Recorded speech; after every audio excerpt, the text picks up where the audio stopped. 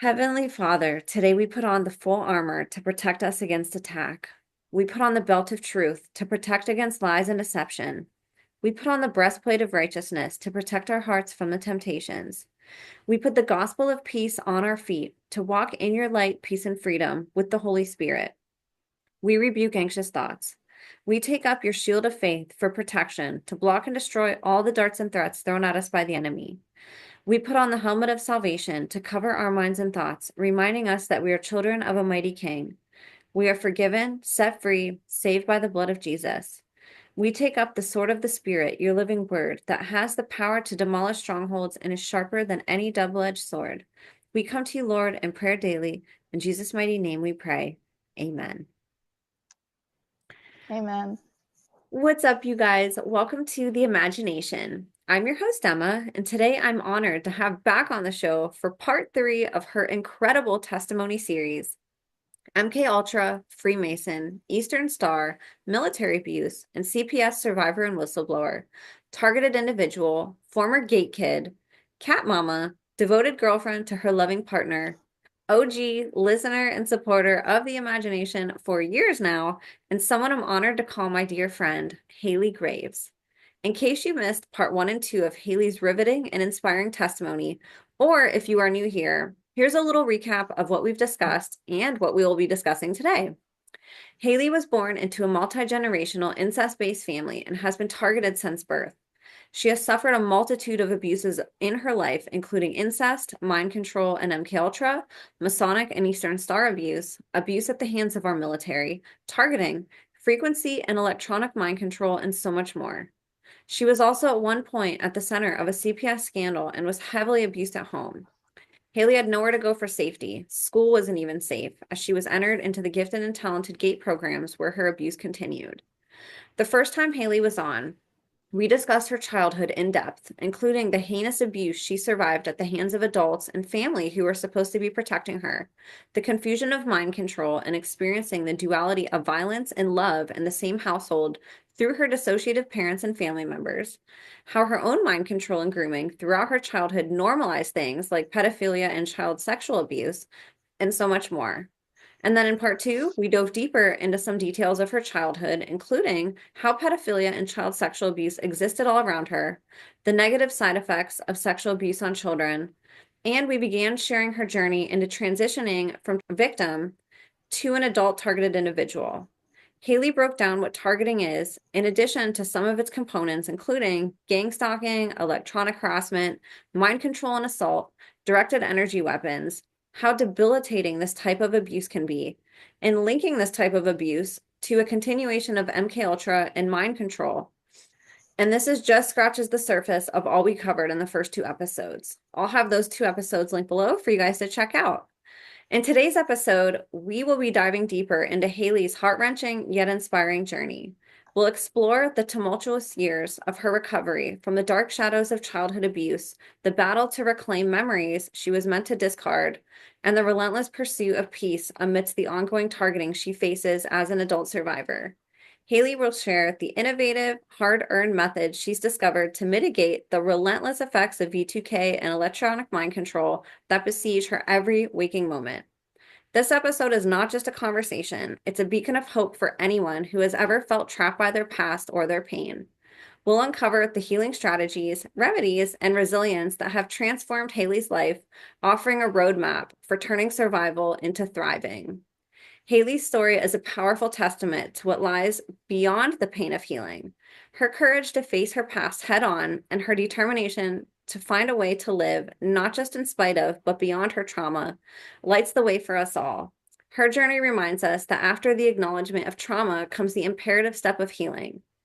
Through her tireless efforts, Haylee will show us how to not only cope, but flourish, breaking cycles of abuse for future generations. Survivors like Haylee are the real true warriors. They are the ones who stand up and say no more. They are the legacy breakers, the ones who heal not just for themselves, but to protect those who come after them. They challenge the very systems that seek to control and destroy. Their healing is an act of rebellion against the hidden forces that have thrived on secrecy and pain for far too long. Join us today as we celebrate Haylee's journey from victim to victor. a journey marked by hope, inspiration, and love. It's a testament to what is possible when one decides to heal, to live, and to love again. By following her example, we can all contribute to dismantling these cruel systems of abuse once and for all. I ask today that you let Haylee's story inspire you because, as her testimony proves, in healing, there is not just hope, but there is victory. Before I finish introducing today's guest, I wanted to give just a couple quick reminders and updates. If you'd like to be on the show, share any information privately with me. You can send me a written testimony for my upcoming book series or to be written in a Substack article. You can email me at imagineabetterworld2020@gmail.com or standbysurvivors@protonmail.com. As some of you know, my YouTube channel was recently terminated, and I've been forced to pivot and use other streaming platforms to get this important information out to the public and disclosure community. Your support would mean the world to me on alternative platforms like Rumble and X, where I'm currently streaming, as well as on my new YouTube channel that I just created with the handle @Imagination Podcast Official that I will be rebuilding, and I would love to have you all subscribe there as well. My only mission now is to figure out how my new presence on YouTube will look in order to dodge the censorship and backlash for speaking out about these difficult topics.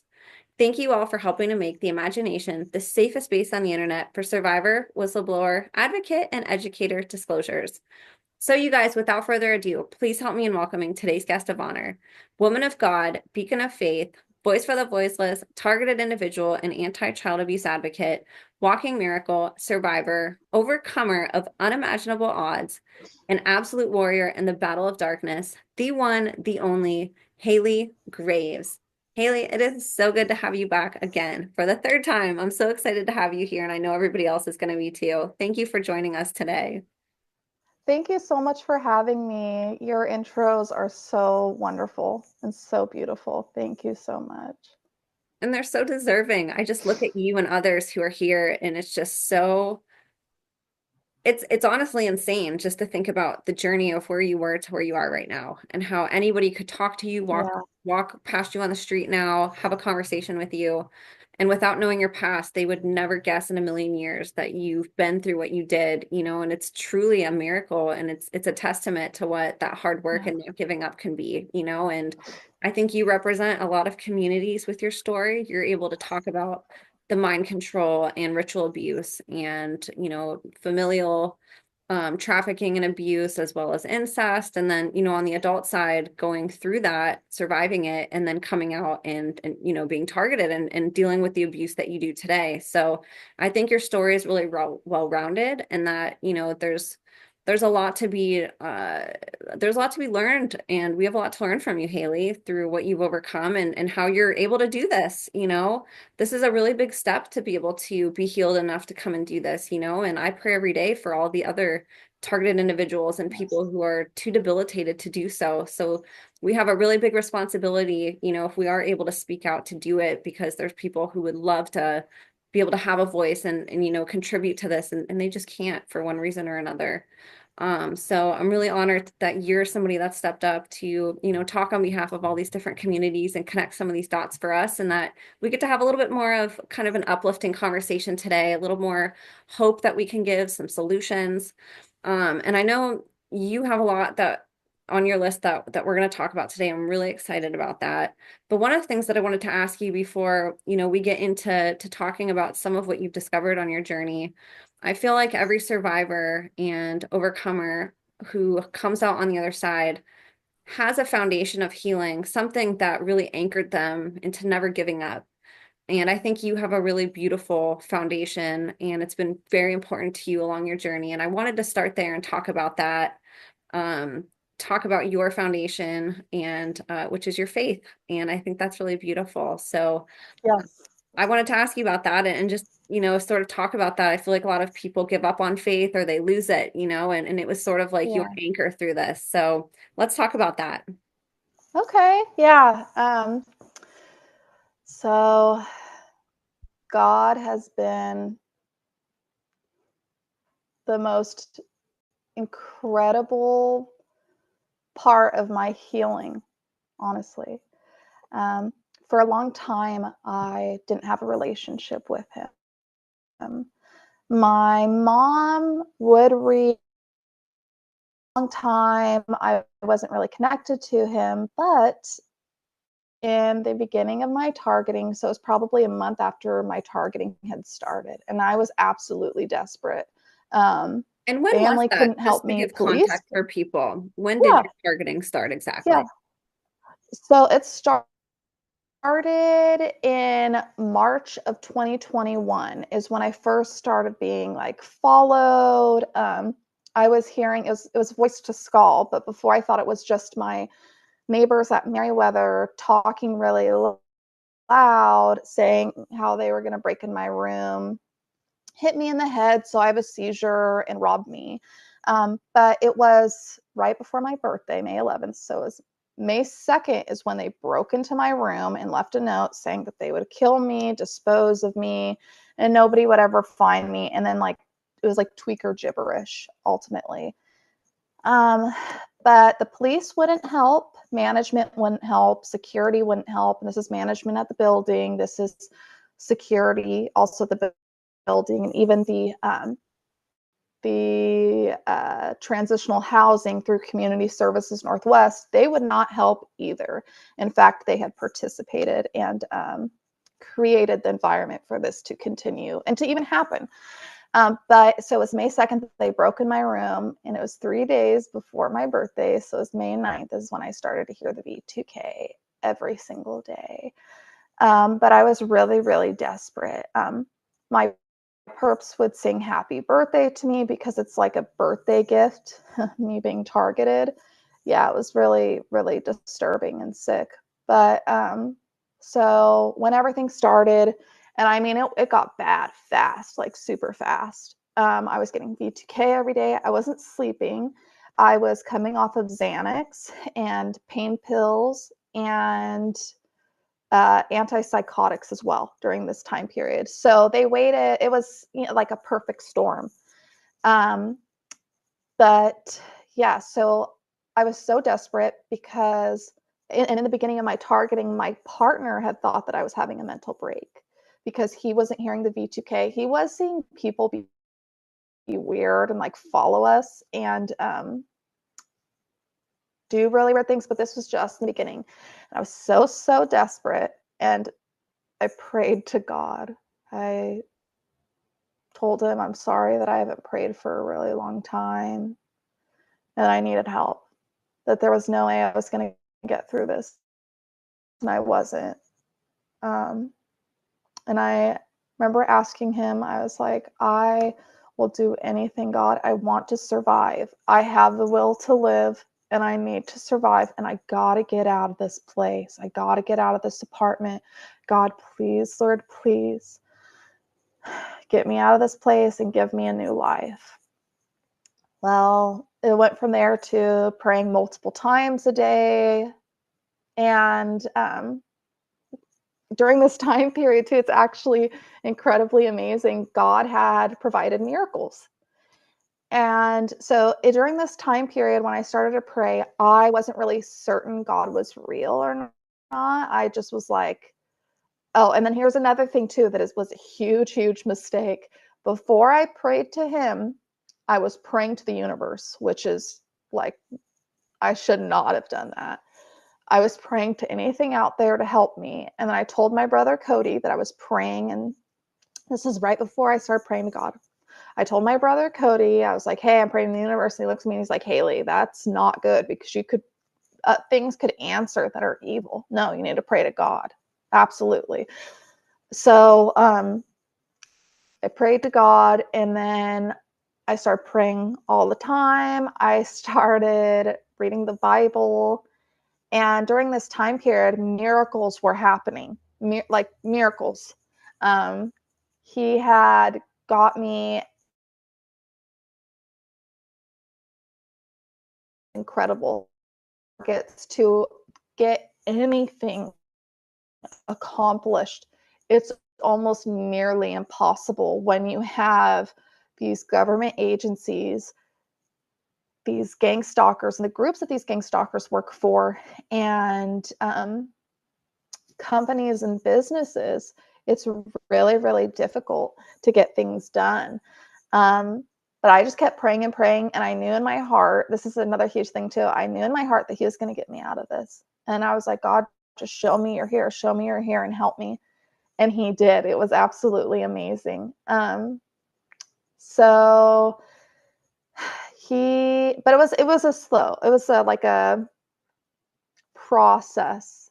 It wasn't just a bunch of miracles at once. So I started also going to church as well, and it was probably 3 or 4 months after I had gotten baptized, or I'm not sure, maybe a couple months after. But during this time period too, I was on Xanax. I was on Seroquel, which is an antipsychotic, because I couldn't sleep. I'd have really bad night terrors, and I just couldn't sleep. And I was also on pain pills, but I was going to a treatment facility, but I just wasn't ready to, well, I'm not going to say that I wasn't ready to get sober, because it was perfect the way that everything had worked out. But it was so chaotic, and I don't know if I'd call it a conversation, but basically God had come to me and let me know, and I knew it in my heart and my soul, the full truth, that if I continued to use drugs, that I was going to die. And I was really scared. And this part of me was like, I want to live so bad. And keep in mind, I want to mention this, years prior, I had a few suicide attempts, and I was doing some very, very insane, reckless stuff. Not good at all. But that's another miracle. So he took, in the beginning of this, he took, like, in the beginning of my targeting, he had taken away my desire to die and my desire to put pain upon myself and be reckless. And then I went and I got baptized, and he took away my desire to use drugs. Before I went in the water, I was a different person than when I had came out. I no longer wanted to crave drugs, and it's still the same to this day. And this is another weird thing. I believe that I had this spirit of perversion in me from molestation. And I was like, I had thought that I was bisexual, and I wasn't. When I got out of the water, I no longer had any attraction to any female whatsoever. And not only that, me and my partner, it's really crazy talking about it. It changed me. Getting baptized and building a connection with God changed me, because it wasn't just like, oh, let me take care of everything for you and you be the same. It's like a part of me, I wanted to change. I wanted to connect with him. I want a relationship with him.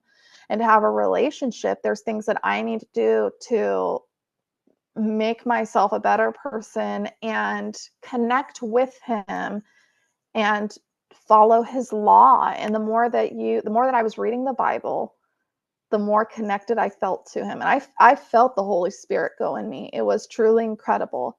And during this time period of the targeting, God had got me a housing voucher, which is nearly impossible. So it was like an 8-year wait. Yeah. But so this girl who attacked me with the baseball bat, by God's grace, because that had happened, I got an emergency voucher and I was able to leave.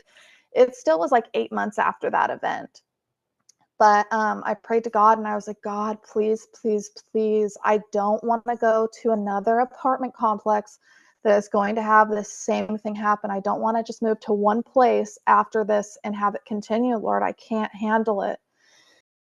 And Alan had an opportunity to become my caregiver, because I'm already on Social Security for PTSD and seizures. And he ended up becoming my caregiver. So it helped with income in the house. And because of that, they had increased the funding for the housing voucher. So we could afford an actual duplex or a single 1-bedroom home instead of an apartment complex. And that was a miracle, because before it was like $1,400, and for that price, you can only get, another transitional housing apartment or another apartment that is low income. But with this, we ended up having this beautiful little duplex in another city that's really quiet. I'm out of Vancouver by God's grace. It's literally God's grace. And I knew too that I needed to get out of Vancouver because it is so dangerous, and the targeting there is unbelievable. It's really bad and rampant over there. Anyways, so we moved to this beautiful place where we're able to walk my cat Pip on a leash. Before, we couldn't walk our cat Pip. He wants to be outside a lot, but there's like other cats and raccoons here, so we can't just let him go free.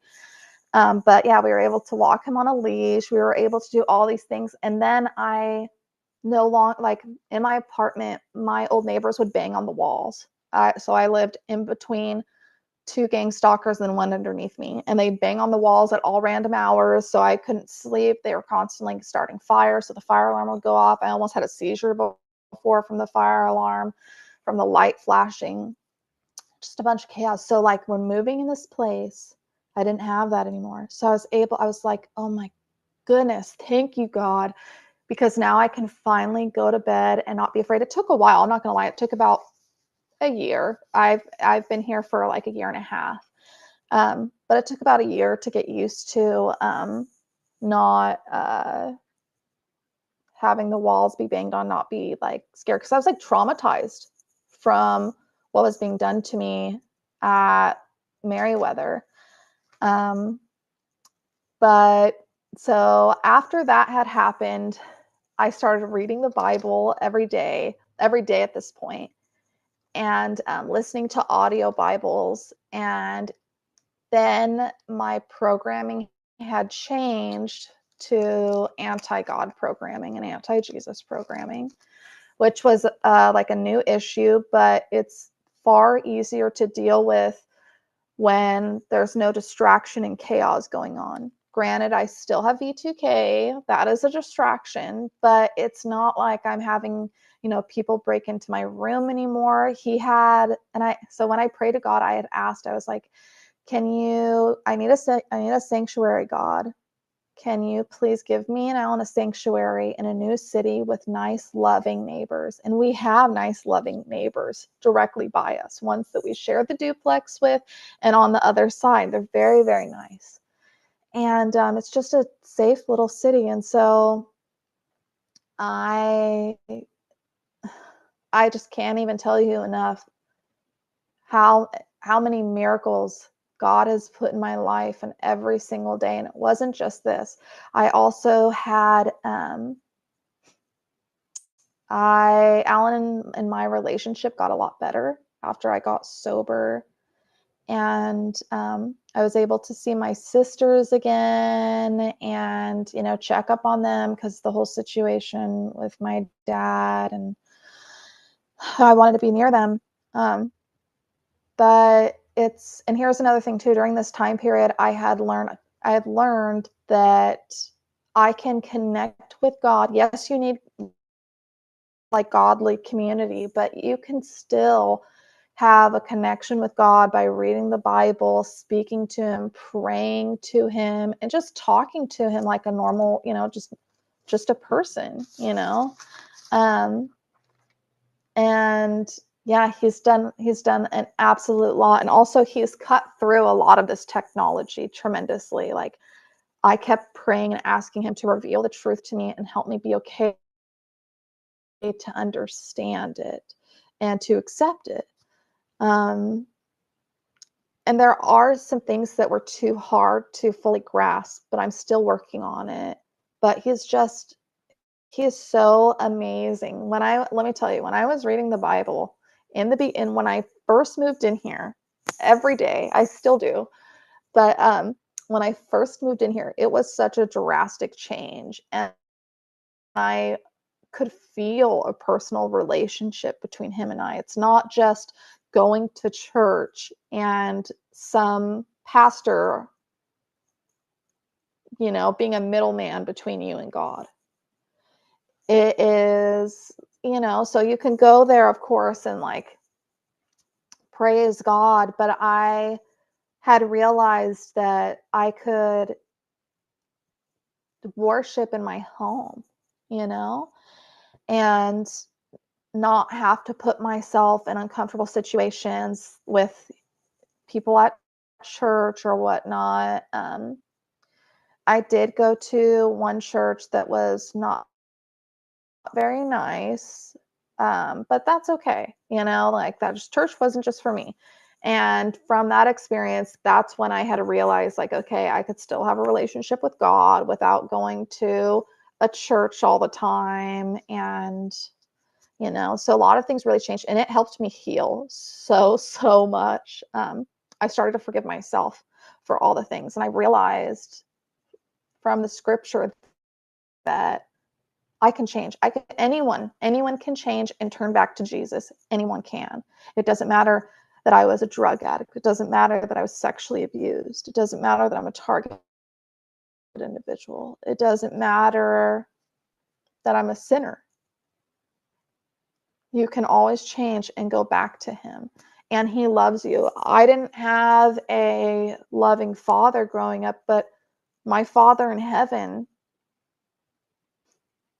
so incredible and so amazing. He's just done so many incredible things in my life, but it's almost unbelievable. But it's real, and he is absolutely amazing, absolutely amazing. And I believe, for me personally, that I would not be here if it wasn't for him at all. I want And Let me ask you, Haley, sorry, I said, I yeah. want to ask you something about that. A lot of people struggle to find faith.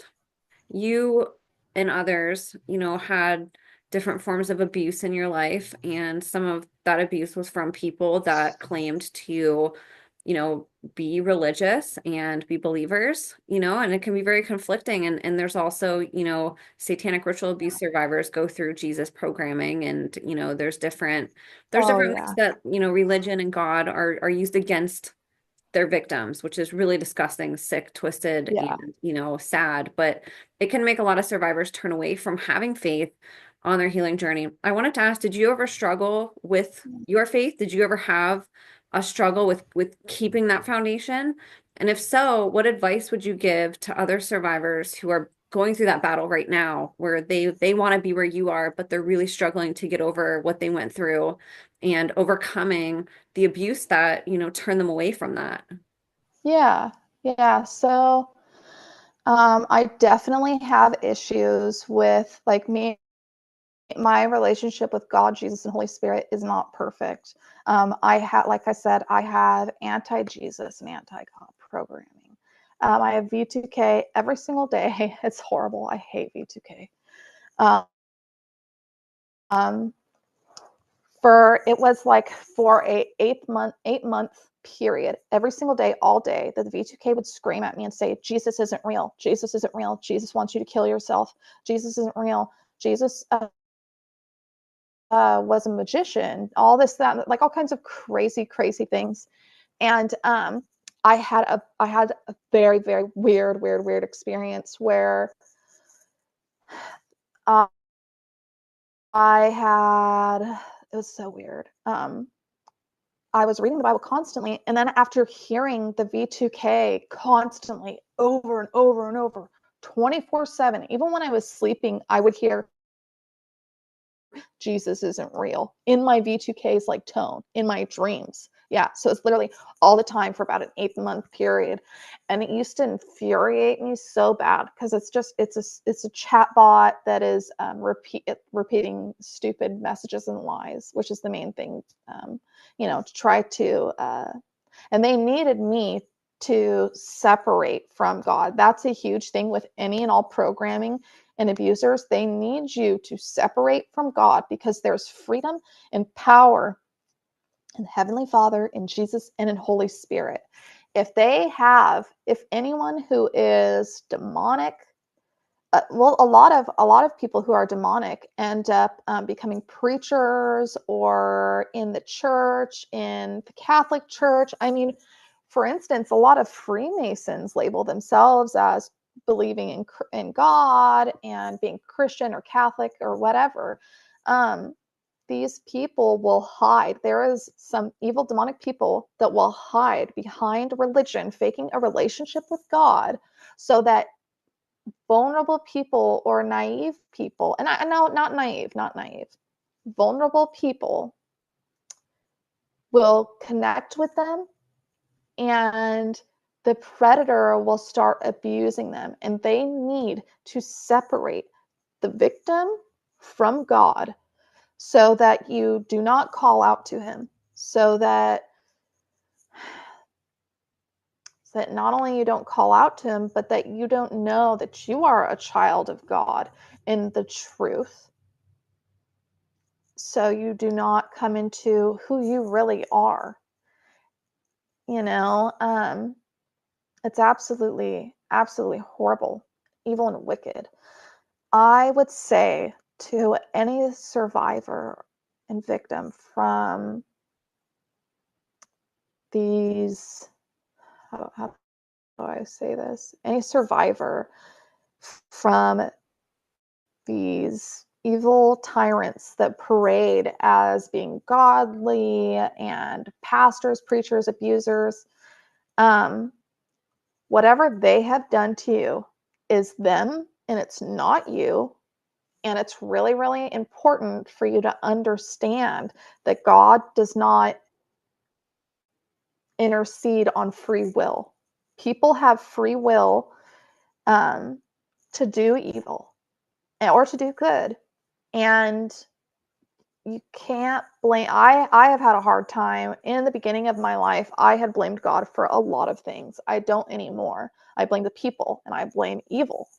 But hold on for dear life and keep trying to reach out to him, pray and say, hey, just talk to him like you're talking to a person. Say, hey, it's really messed up that I was hurt, that this happens, that I'm going through this programming and it's mixing things up. I pray and I ask for you to deroot all the lies and all the programming in my life and help me do what I need to do. And just keep reaching out to him and read the Bible. I, if people want to go to church and find community, you need to be careful and you need to find the church that you like. There are a lot of wicked people in church, which is very, very sad. These evil, wicked people believe that if they go to church and they say that they believe in God, that makes them holy and righteous and that there's nothing they could ever do that is wrong. And that is not true at all. It's very, very sad, but I pray and I really, really hope that anyone who's been abused by these evil people or having anti-God programming, anti-Jesus programming, anti-religious programming, separate religion from a relationship with God, just try to build a relationship with him just like you would for anybody, and read the Bible, see it. And it's going to take a really long time. If you have been abused in a way with anti-God programming and these people were in religious orders, it's going to take a long time, honestly, to weave out the truth from the lies. A lot of these people will take scripture and twist it to their narrative. And it's best to just try to, do it on your own for the meantime, to reach out to him, pray, even if you're angry, just be like, God, I'm angry with you. And, ultimately for me, I believe that it is, at the end of the day, it's a battle for good versus evil, and I think that there's been a lot of damage and control done by the religious infrastructure. But, I think that everyone, personally, I think that everybody should have, reach out to God and talk to him, say, even if you're angry, even if you're hurt, just try. And another huge thing too, if you have this programming, it's going to be beyond difficult. Um, Trying to reach out and connect with him and to stay steady at it, because you're dealing with the programming of the subconscious and trauma, and abuse is just horrible. So it's gonna take time and it's gonna take a lot of effort. And if you want a relationship with him, you're gonna have to really work for it to try to get out of that place of how do I say this? Being intertwined with the abuse and programming. It is going to take a long time, honestly, but just keep trying, you know? I think like one Yeah. of the things for me that got me to have my own faith, and I think too, like going off of what you were saying, the enemy, whether or not we want to have faith or whether we believe in Satan, whether we believe in God, the people doing this do. They believe in Yep. it. Everything they do is driven by their belief in honoring the darkness, honoring Satan, Lucifer, these dark forces, these demons, and, channeling them through children and these different, occult rituals that they do. And Yeah. they believe with all their heart in God and Jesus. So I think if Yep. anything, people are afraid to sort of like give into that themselves.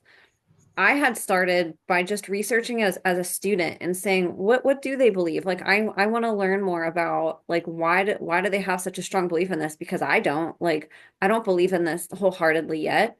Like why do they? And as you start Yeah. like getting into it and like looking at it from a student's perspective, I started to just connect with it and be like, oh my gosh, like this is more real than I ever thought, like how did I not understand this connection? Yeah. But it's like you said, we're sort of trained to like go to church and talk through somebody else to the Yep. person, the Holy Spirit that we want to connect with. And I think if we don't, everybody's journey is different. I'm not saying that there's like one right way. Some people might have a wonderful church and find like a wonderful priest or pastor that's like really Yeah. helping them, with that journey. And I don't want to shame those people or, say one way is better than the other. But I know that there's some Yeah. people that just they really struggle with going to church. They haven't found a good pastor or priest and they don't have that connection. And I think sometimes just starting as a student and like researching it and just pick up the Bible as a student. Like, why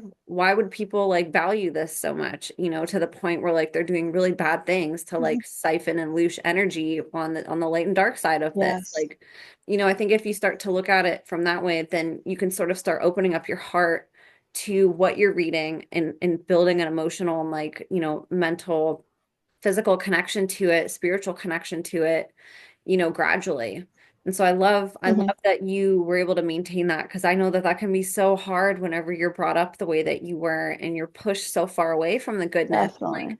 you don't have examples in your life of people who are living Yeah. by the word of God. They might be saying it, but they're not living it. They're living the opposite than, Exactly. what they say. And so I think that's so beautiful that you've been able to maintain that it's helped you even in your personal life, that you said it brought you and your partner closer, and I think having that Yes. foundation for you is, what you hold on to. From what I see it, that's like what you hold on to when like, everything else is chaotic. Like that is your stability. That is what keeps you grounded and what keeps you going Yes. ultimately.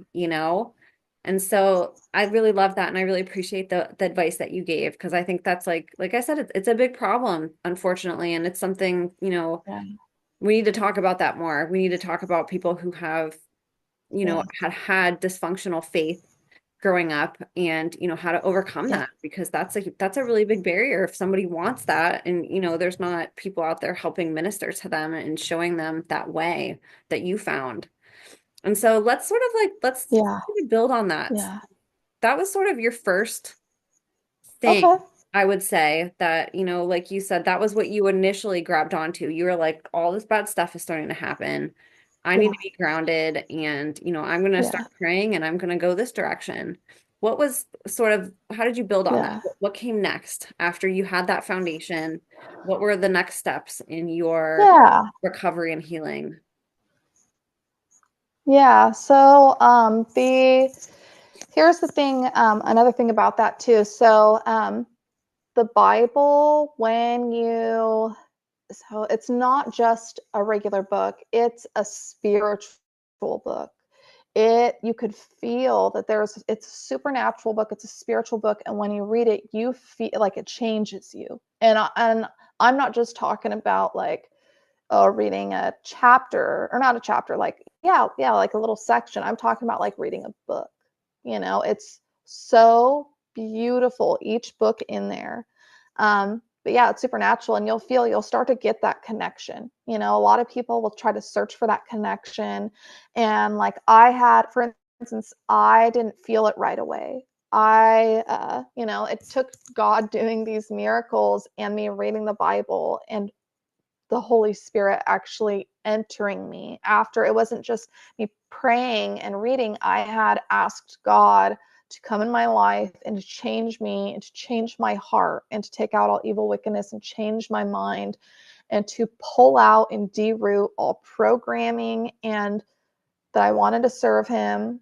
I want to do good, and whatever happens here on earth, that I just want to be safe and know whatever they do to me doesn't matter. What matters is what I do. And when I pass, I want to be with you, God, and I want to be with you, Jesus. I don't want to be tortured anymore. Um, so there was that, and that was really, really big. And another huge thing was obviously like getting sober. I don't recommend anyone doing hard drugs, for one, and two, I think it puts you, when you're targeted or in any other programming, it makes things so difficult, so much more difficult than things need to be. So I was, during this time period, I mean, I still am in treatment. I was on method MIT, no, not MIT, MAT. It's like a methadone maintenance program, and you go up to a dose, and then once you're sober you start going down, but it takes a long time to go down, because you can't just go really fast. But I got sober, and that changed a lot of things for me, and I had kicked out everybody out of my life who was a bad influence. Later on, I realized that some of the people that were contacting me in my life were perpetrators, or wherever they were, there would be like people would come in through them and be involved in a lot of bad stuff, like human trafficking, and a lot of bad stuff. So I got sober. I was careful about who I had around, and I had also, so I was really, really scared, and I thought that nobody would believe me during this time period. In the very beginning, my partner thought that I was having a mental break. Well, how do I say this? Being a target, it's obviously scary, traumatic, um, and it hurts you so much, and you second guess yourself. A lot of people, including myself, had second guess speaking out. I also want to throw this out there. I do not recommend at all you going to a psychiatrist and telling them that you're hearing voices. I don't recommend you. I mean, if you have to go to the police, then okay. But honestly, a lot of police participate in this. Most police are Freemasons, and they have a code where they cover up for one another. A lot of police aren't going to do anything. I also don't recommend going to the FBI like I did, because it's basically a joke. But at this point, yeah, I basically had realized police aren't going to do anything. Um, Management's not going to do anything. No one is going to intercede on my behalf and control the situation. I had went to my family and I told them what was going on. And this is before my brothers. So One of my brothers now knows that he's a target. He doesn't fully understand. And my littlest brother does not get this at all. He thinks that it's like that he's got a demon following him around. Which, I mean, there are demons involved, I'm not going to lie, but he doesn't believe in the technology part of this. So I recommend, if people can, get a safe group together of people that believe you. And if if they're not really believing it, then I would try to get as much information together about what's going on. I had, so these people, they had hacked in my phone and added me to a Reddit account. And it was like to a group called Gang Stalking and V2K. And this is before I knew what V2K was, before I used the term gang stalking, because it was a gang of people following me around. But I didn't know what this technology was and what exactly they were all doing. So I had ended up doing research online after they had hacked and made a Reddit account for me and added me to a group that's called Gang Stalking and V2K. And I look on it and I was like scrolling, and there's a bunch of people on there. I do not recommend going on Reddit either. If you are a target, do not go on there. They have people that are pretending to be TIs that are perps. That are, yeah, sock puppets. So yeah, what they do is they'll call other TIs crazy on there and gaslight you from speaking out, because a lot of people get so afraid to speak out to their family because they're like, oh, I don't want to look crazy. What do I do? So then they go online. Well, everything's hacked. Everything's hacked. And a lot of the times, what people just look like, a lot of people use Reddit. But anyways, yeah, they have a lot of like sock puppet accounts that will continue to degrade or manipulate or do a lot of things to other targets on there, or scam them for money. As we were talking before, there's a lot of people on there that pretend that they're like, that they have control somehow to get your name off the terrorist watch list, which is just, no person's going to be able to do that for $300, Anyways, so after they had added me to the Reddit group, I had showed my partner, I was like, look at this. I didn't make this. I don't even know how to use Reddit, because at the time I never had a Reddit. I know that people use it, but I didn't even know how to use it. And I said, look, it added to me. I showed him the email that said, thanks for making an account with Reddit. And then it was like notifying me about a group that I was in. And it said V2K and gang stalking. And I showed Alan, and I was like, Alan, look, I did not do this at all. And they added me to this. And this is this thing called V2K. And I had learned from that thing that it was like a chatbot, and that gang stalkers can go on there and talk, but that they ultimately hook you up to a chatbot, which is where I'm at now. But it's like a robotic version of that girl, Tony, who was like my main gang stalker. Anyways, after I showed Alan that, Alan's like, okay, I believe you. So it's really, really important for, if you want somebody to believe you, I recommend, and you can't always get people to believe you. A lot of the times, the people who are around target individuals, I have learned, get subliminals and are targeted as well, but in other ways. But yeah, try to get as much information as you can on the hacking. I had ended up showing, so after my partner believed me, I ended up going to my grandma, and I was like, Grandma, I'm being tortured. I'm being hit with this thing. And my grandma doesn't understand. She knows not to trust the government. But she is a hardcore Republican. So she'll sit there and be like, yeah, Democrats, this and that, but it's everybody. It's not just, anyways. So I told her, I was like, look, there's this thing. This is a torture program. They're using this on me. And she believed me.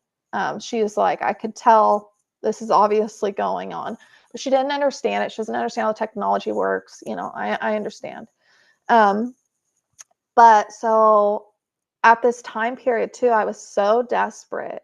I had told my brothers what was happening, and my one brother said, oh, it's because you were getting off of psych meds and Xanax and pain pills. So that's why you're going through this. It's psychosis. And so they didn't believe me at all. And one of my brothers had actually said, it's really messed up. They had said that they would have much rather have had me back on the Seroquel and whatever I was on before, and this would all just go away. And it won't. Um, so yeah, so they didn't believe me, and I got to the point where I was so desperate, and I had called my dad because previously, years ago, I think it was like in 2008 or 2006, we went over to his house. Me and my grandma went over to his house to like drop something off, and on the TV was this thing on DARPA's secret mind control experiments or something like that. They have like new episodes on it now, but it was on the History Channel. So my dad, it was like playing in the background, and my dad was watching at that time. So I ended up calling my dad, and I was like, do you remember a long time ago when we were watching this thing called Voice to Skull and whatnot? And he's like, yeah. And I'm like, well, that's what's going on with me. And he believed me. My dad's like, yeah, that happens, which I was shocked. But it just, you know what I mean? It was like that. I mean, he wasn't going to really help me, or, I mean, I don't know why I was calling. I think I was just so afraid and desperate. And I thought that, like, okay, I'm sober. Family needs to come together when there's things that are crazy like this, and I need to warn them about what's going on. And so that didn't really go anywhere. But I do ask if people have friends or family or even other TIs that they can connect with. I think that they should do so. And this goes into, at this point, how I fell upon this channel called Look Out for Charlie, which is a godsend. A lot of his information is extremely helpful. And I mean, it's helped me incredibly, so very much. But I do want to let all TIs know this. He does not talk about gang stalking. Gang stalking is obviously very real. I go through it. I've seen and heard almost every other TI go through it. I have heard, I don't know if this is true or not, but I have heard that some people get this without gang stalking. So the dude Look Out for Charlie won't mention that. And then he will also say it's not your neighbors. Neighbors can participate in this, but they can also manipulate the technology and from traumatizing you, make you think that they're participating, but they do participate. Just not, it's, not all the time, but it can definitely happen. When I was in Merriweather, my neighbors definitely participated. And then I came here, and in the very beginning, I had thought that there was a noise campaign going on. And then I had learned that it wasn't. There was a few things that had ended up coming out in a short period of time that made me realize this is the AI, and this is the weaponized waves. And there's this technology where basically they can make sounds echo all around you. So that's what they were doing. But so there, I just want to let everybody know that the goal is to traumatize you and to make it so you think that everybody is a perp, make you think that everybody all around you is against you. And it's not totally the truth. There are people that obviously are against us, but it's not everybody.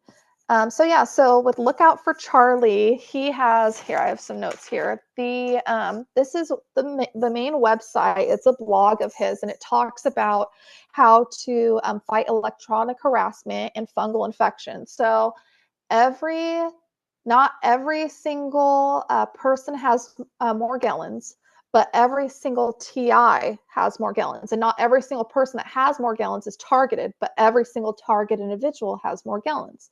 And there's different theories on what it is.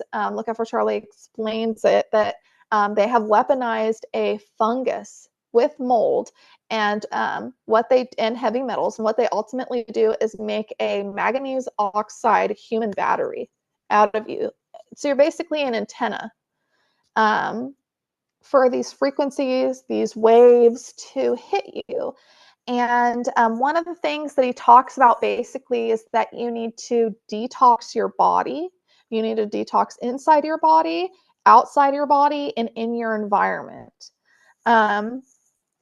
So this on here is the protocol, I believe, down here, where it talks about the supplements. Yeah, it talks about how they can control mold. And let's see. Yep. So this right here is where it talks about what I did. I did his Epsom salt bath. Basically, what you do is you use Epsom salt, borax, and lactic acid soap, and you soak in it in really, really hot water. And for one, it kills. It like makes your this. It's so weird. It's like a film, a biofilm that's on our body, and like it grows over your skin, but it's a fungus. And you get, how do I say this? You have like all the heavy metals. You basically become a magnet.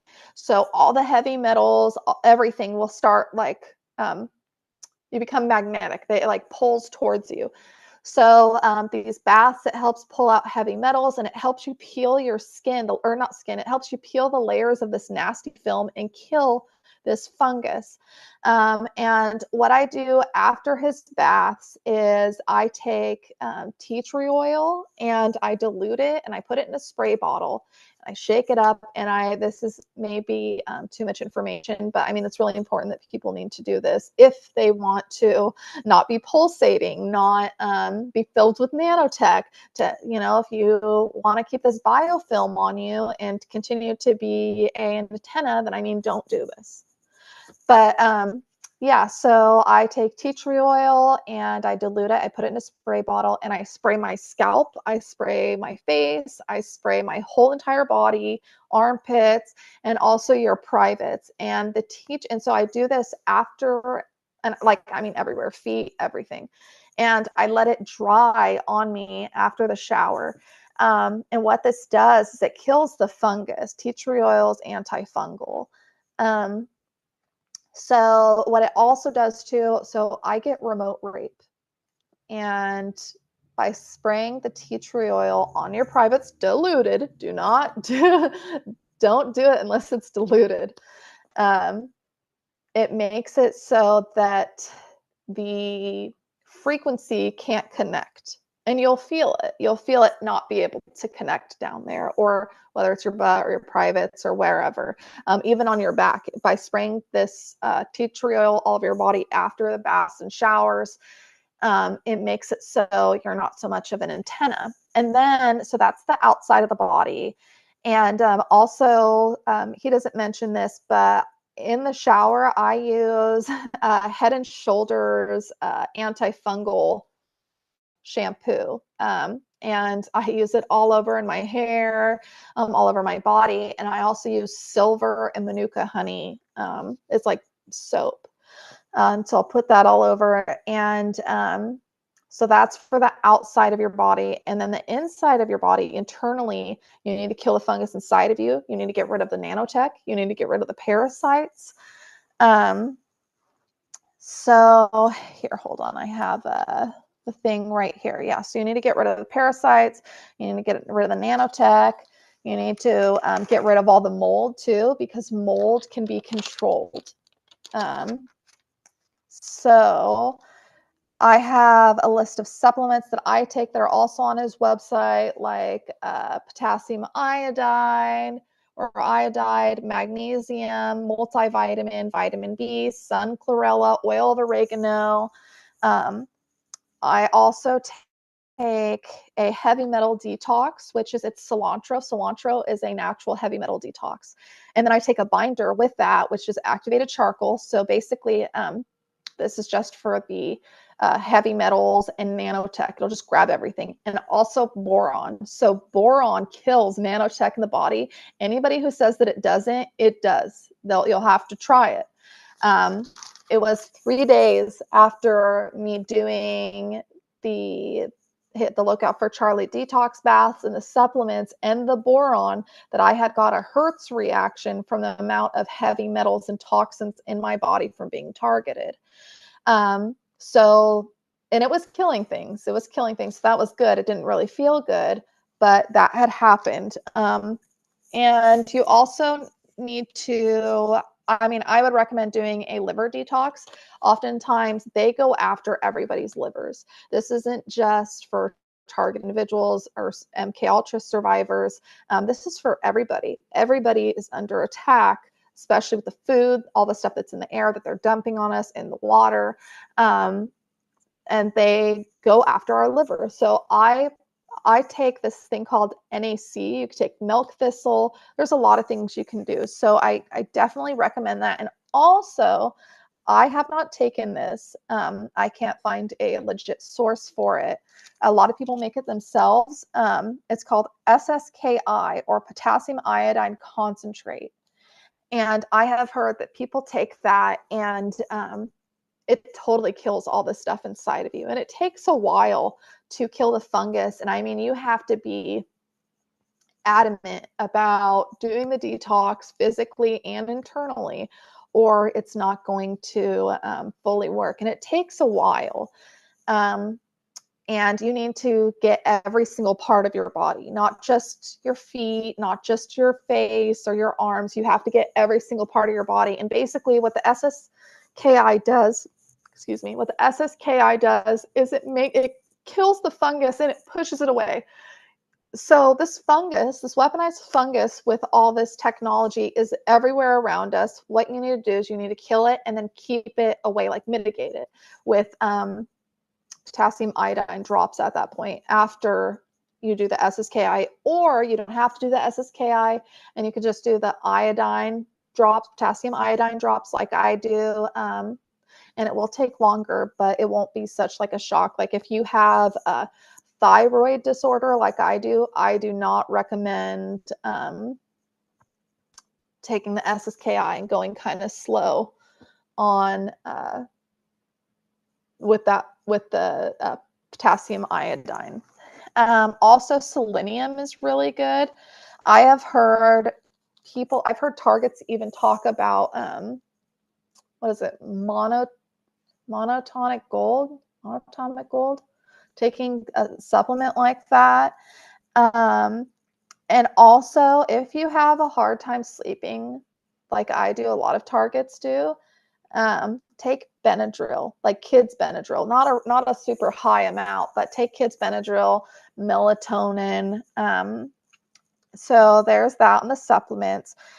And when you're doing these cleanses, you need to make sure, this is going to sound kind of gross, but you need to make sure that you are pooping, peeing, and sweating, because you can have what's called a kill off, or no, not kill off, a die off reaction from doing the parasite cleanse and from getting rid of the heavy metals in your body. And it's like flu-like symptoms that make you not feel very good. So you need to make sure you're pooping. You need to be taking laxatives. You need to make sure you're peeing, and you need to sweat, because the last thing that you want is to be detoxing from these things and then having it get stuck in your bowels.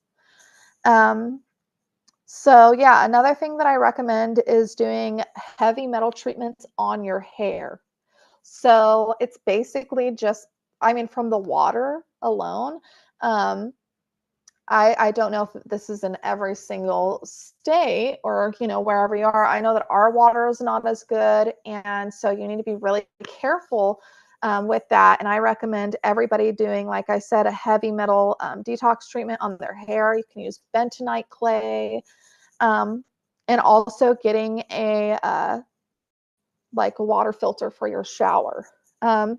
So I have a few other things that I recommend. Is there anything you want to input or say? I think that's awesome. That's a big thing that I have heard consistently through targeted individuals and even MK Ultra survivors. A lot of times they were drugged and given, really toxic things, or, Yeah. people that were in the military that had that type of training with their programming. You're given a lot of vaccines and a lot of medications, Yeah. and I think that there's a reason for that. Not to mention, everything else that you said happens. So I think Yeah. I agree with you. I've heard that consistently, that a lot of people recommend a detox from fungus and heavy metals. And I really think everybody should do it, because even if you Oh haven't yeah. been, targeted in these ways, or you didn't grow up how Haley and others did, these things are in our foods, they are in our water, like Haley said, our showers, drinking water, they are everywhere. If you have had, vaccines and different, pharmaceuticals, there are a lot of these things in them, not to mention all the different ways that we can accumulate fungus in our body and have no idea. So I think this Yeah. is great, great advice. And I love that you Thank provided that you. resource for it. That looks like a great website. And I love how he listed all those different things and told why you take them and what they do. Yes. And he gave a lot of options. And I think that's cool that you were able to sort of pick and choose what worked for you. Do you have Yes. any recommendations if people look at that list and they're like, "Oh my gosh, where do I start?" Do you think an Epsom salt bath is like the best and maybe most like affordable place to start for some people, or what would you recommend? Yes. Yes. Yes. Yes. So, yes, that's a great question. So I recommend the Epsom salt baths in the very beginning, the Epsom salt baths, the tea tree oil and the borax. The borax, so nanotech hates borax. It hates it. And it's abrasive, so you could rub it on your skin. It makes your skin peel. And keep in mind, aside from the fungus, your skin like has a bunch of layers. The people who have Morgellons, a lot of times they'll have these little fibers growing underneath the layers of skin. And a lot of it, I personally believe, is self-assembling nanotech mixed with the fungus and all these things. They have these little weird metal particles that grab onto things and that are magnetic. Uh, so yes, the tea tree, I would recommend doing the Epsom salt baths with borax, and with what I use is, it's like the original palm olive green soap. You could get it at the Dollar Tree. It's the original palm olive soap that's green, and it has to say lactic acid in it. So you get that from the Dollar Tree. The borax is like $8 at Walmart, and then the Epsom salt you can get for like, it depends on your location, but just get a bag of Epsom salt. And then what I recommend is the tea tree oil. That's the most crucial part on the outside of your body. And on top of that, I would also say, so you have to focus on the inside of your body, the outside of your body, and your environment. You have to clean your house with something that is going to kill this fungus, because this fungus grows. It grows under Wi-Fi. It grows under radio frequencies. So, and from what this document says and what I've learned myself is, using borax to clean everything. It is kind of spendy when you're spending $8 a box, but it's like gold in a sense, where it kills this fungus, it kills the nanotech, and you absolutely, the very first thing you need is to take care of what's on your body and in your body and in your area. So what I also recommend for your home, there's a few things in regards to the detox. I believe that it would be really, really great to have air purifiers, because you have, so there's chemtrails and the stuff. So each TI has a drone or even multiple drones signed to them that spray stuff. There's a lot of things going on. And also, pesticides are heavily involved in this. So I recommend, if any way possible, get an air purifier, even a cheap one, and keep it around you. Or you can also get spider plants. That's what we have. We have a bunch of them.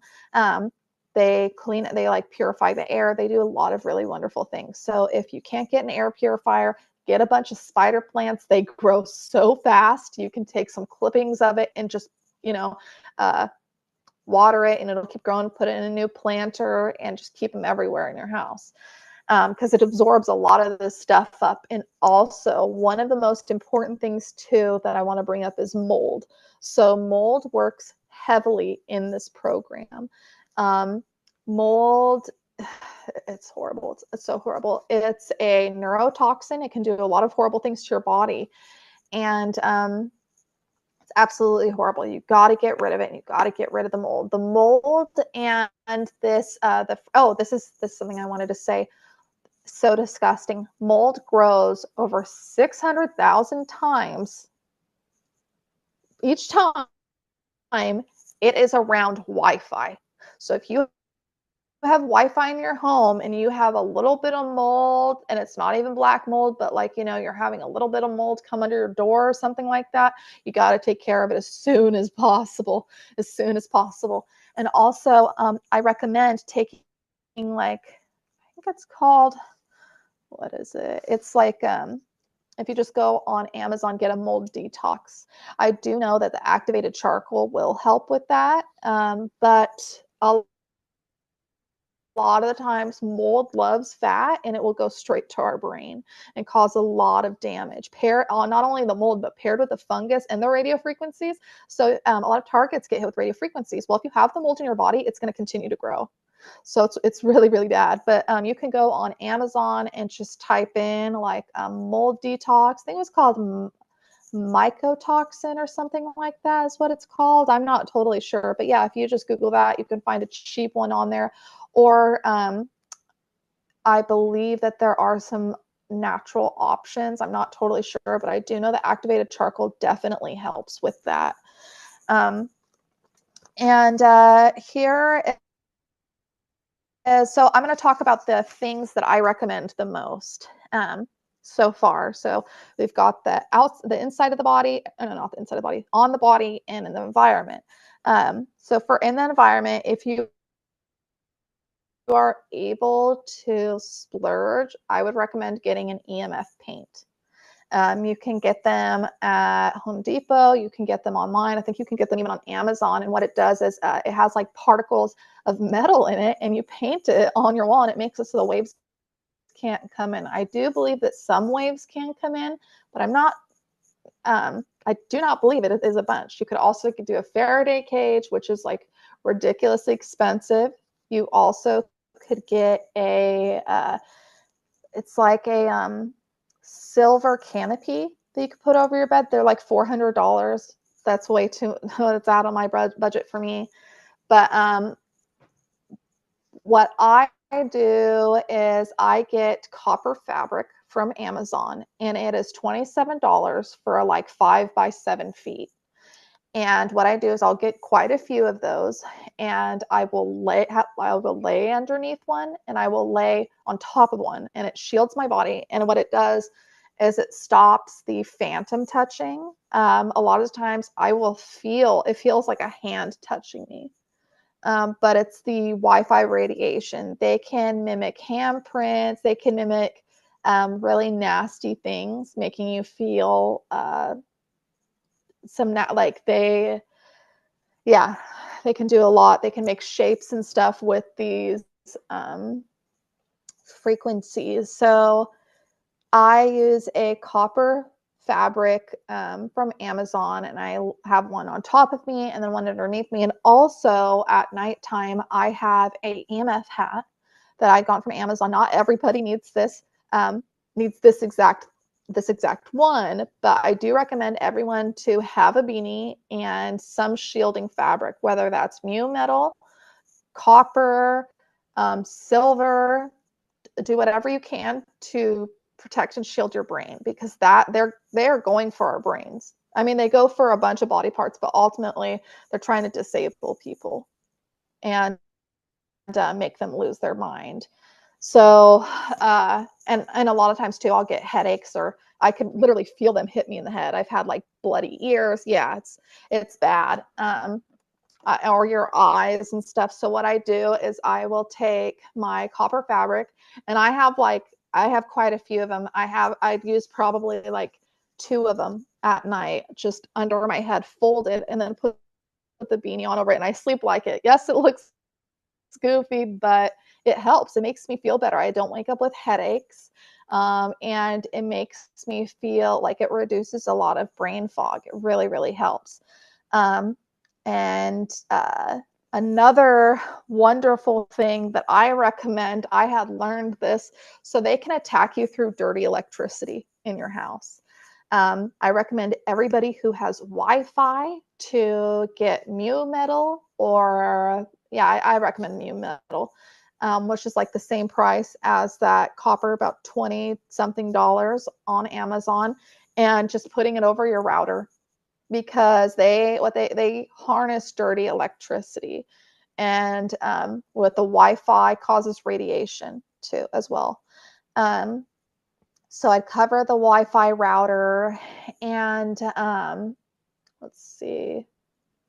There's something, computers, phones. Oh yeah, so these are some good free things that I do that make a huge difference, a huge difference. So at nighttime, what I do is I flip the breakers in the house, the ones that do not need to be on. Like, of course, the fridge needs to be on, but like I turn off the hallway breaker that's connected to both bedrooms.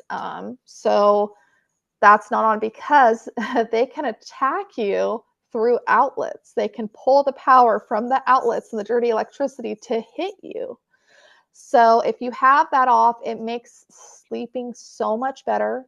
You don't wake up feeling as sick as if you were to have it on. And also, so there's this thing that's called Internet of Things body area networks. Basically, these people have hacked our body, and they work with a lot of schools and a lot of companies to do that. So most of the time, they need something that is near the target that connects with the Wi-Fi or open air AI. And what they use is our cell phone. So what I do is I will turn not just my cell phone off, but I will put it on airplane mode. I will put it on take off mobile data, and then turn it off and put it in the other room and let it charge in a whole other room, not near you, because you will, like I'm sure a lot of TIs go through this too. They'll drain the battery from the phone, and you'll get attacked by the phone. Like, they send the waves and the frequencies to your phone, and the phone is connected to biosensors in our body. They're connected to our W band, and there's another thing. I think it's called IEEE. And basically, it's so they could hack the body, but they do that by sending signals to a device that is connected to Wi-Fi and Bluetooth. So it like throws a wrench in what they're trying to do. So yeah, I turn that off, and I turn off the mobile data and put on airplane mode. And I do that every night and make sure that it's never charging by you. And like, we don't have Wi-Fi here. We have like a Wi-Fi thing, but it's not like we don't have it here. Like, we don't have a router. We don't have, we don't have like any of that stuff here. That I notice for me tremendously when I am in a home that has a Wi-Fi router in it and there's a bunch of Wi-Fi there, I feel sick and my attacks increase tremendously. And the B2K it's really difficult, really difficult. So I recommend, even if this is possible for people to turn their Wi-Fi off at nighttime, and then turn it on again whenever they need it, that would be really good. Let's see. Oh yeah, so this fungus and this stuff gets on our pets. They attack our pets with directed energy weapons. They do a lot of things because it traumatizes us. And I believe personally that the targeting is trauma-based mind control programming. I believe that they try to control me based off of the trauma that they orchestrate or whatever chaos is around. And a lot of times target individuals, their pets or survivors, their pets will get sick or get harmed and attacked with this stuff, and this fungus grows on them. And a lot of times too, like, the water that they drink has a lot of heavy metals in it and parasites in it. I forgot who it was exactly, but they tested the water, and their city water has parasites in it. So if you're drinking that water, you're giving it to your or the water is, you're giving it to your animals, or even if you're drinking it. So I recommend a few things. The first thing is getting a Brita or a water filter if you're going to use the sink water, or get a filter for it. If you can't afford a filter for it, I would recommend getting like a $20 Brita thing. And it doesn't really get rid of the parasites, but it gets rid of most of the heavy metals. And also if you have cats, I know this is really difficult. I have cats, giving them a bath with the silver and manuka honey, or antifungal, like it has to be for pets, antifungal shampoo and antibacterial shampoos. And also, what was it? There is I think it's like a flea medicine, but it's antifungal. So it'll kill the parasites and it'll kill the fungus that is also all around you in your home. Because unfortunately, with the pets being in the house or around, the fungus gets on them too. And they're not bathing like us every day. Um, so I definitely recommend doing that. And also, uh, um, making a like little fort or a little tent with that fabric or mu metal for your animals. I had made a little, it's like that, a little janky tent that I put up for my cats. And you could tell when they start not to feel good or attacked, like they do weird things, like they'll be burping or they'll be shaking. It's not quite a seizure, but they do things. You can tell that they're in pain too, because animals, they'll like push their heads up against walls and like go right up to the wall, like this, when they're sick.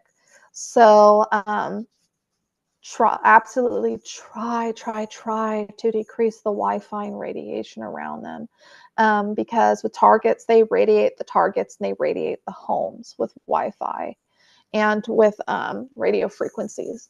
So I definitely recommend doing that. And if you have a partner or children, I would recommend them as well doing the detox, because if it's on you, it's on them. And this is like really happening to everybody. And here's the thing too about Morgellons. Not everybody will have the same reactions. Not everybody is going to have these sores all over their body, or having little fibers come out.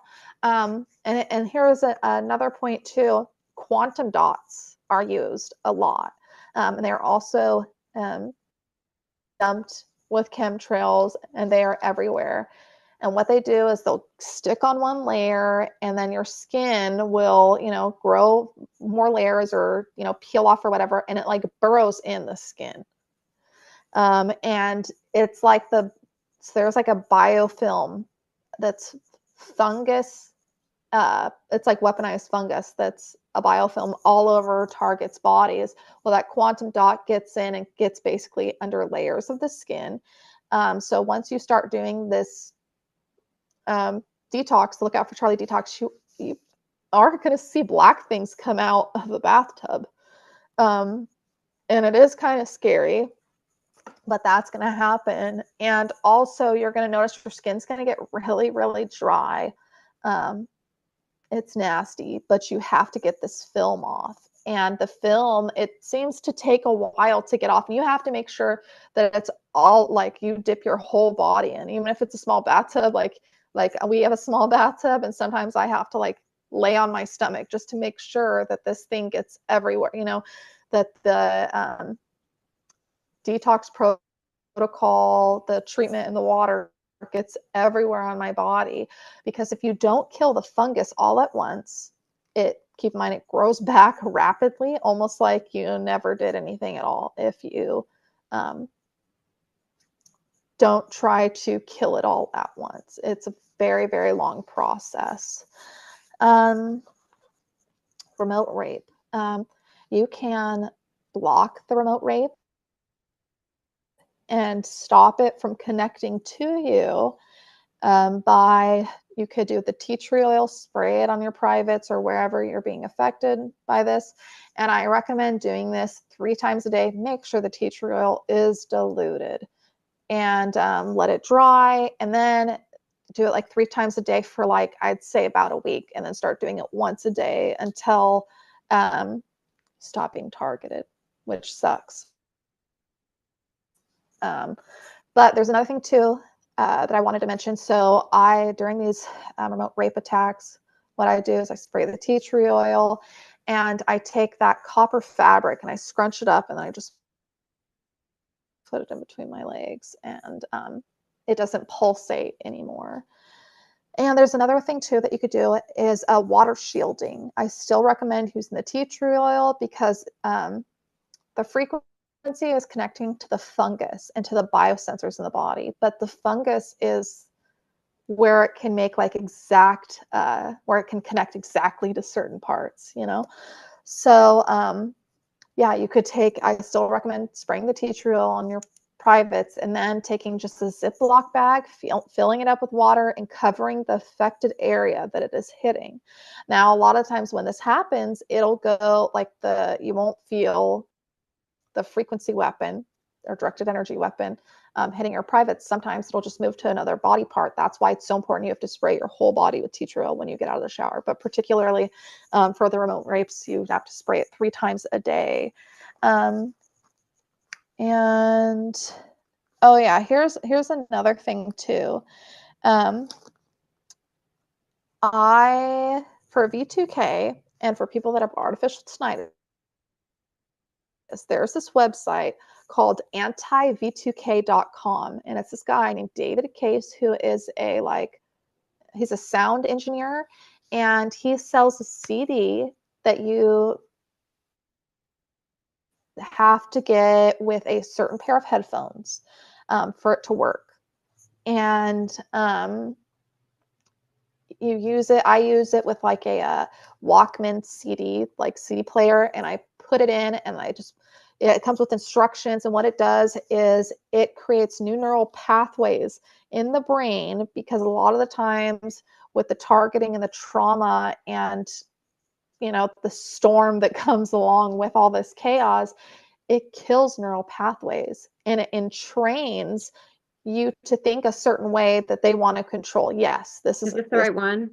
Yep, that's the right Okay. website. Yeah. So Anti-tinnitusv2k.com. yes, yes, and it's good. You do have to. It is difficult to listen to. I'm going to tell you that. Sometimes my V2K will ride through it, but what it does is it retrains your brain to not listen to the V2K or not listen to the frequencies. And it starts to dole out over a period of time. I've heard many, many people use this and they say it works wonderfully, that it helps them. It makes the AI not attached to their brain waves and be able to lock onto you. It makes it so the thought implantation doesn't work. It does a lot of really, really incredibly wonderful things. Um, it is difficult because it is like a bunch of chaotic sounds that the AI cannot like come in sync with. So, and it changes rapidly, but it was very difficult for me. So I stick to my golden CBD, and that is another huge thing that I'd mentioned before. So if you have CBD, or if you could feel that the AI onto your brain waves and change them, I recommend 100% using a CBD tincture. It has to be a tincture. It has to be a high amount of CBD. I have this one right here. It's Relief, 1,000 milligrams. Oop, wait, there we go. There we go.